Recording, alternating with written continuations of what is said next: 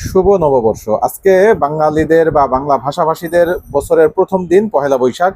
এই দিবসকে উদযাপনে অনেকেই বেলেল্লাপনা, বেহায়াপনা, অশ্লীলতা এবং শব্দ দূষণের দ্বারস্থ হচ্ছেন বা শব্দ দূষণ করছেন।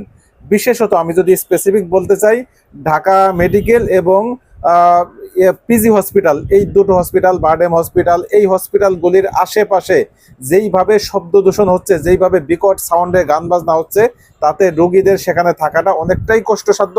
অনেক রোগীদের ক্ষতি হচ্ছে এবং তাদের জীবন মরণাপন্নর একেবারে মাঝখানে তারা দাঁড়িয়ে আছেন। এই অবস্থায় অন্তত কোনো একজন মানসিক যেই চিন্তা সম্পন্ন মানুষ বা খুব সুন্দর মনের মানুষ, এরকম কোনো মানুষকে তো দেখিনি, কোনো সাংবাদিককেও এই বিষয়টা নিয়ে আমি প্রশ্ন করতে দেখিনি। এই জন্য আমি সকলকে আহ্বান করবো যে অন্তত কারো ক্ষতি না করি। আপনি আপনার অশ্লীলতা করবেন, আপনি আপনার বেহায়াপনা, বেলাল্লাপনা করবেন, গান বাজনা করবেন, এর মাধ্যমে যেন কোনো কারো ক্ষতি না করি এবং কারো ক্ষতির কারণ আমি না হই, এই বিষয়টা সকলকে খেয়াল রাখতে হবে।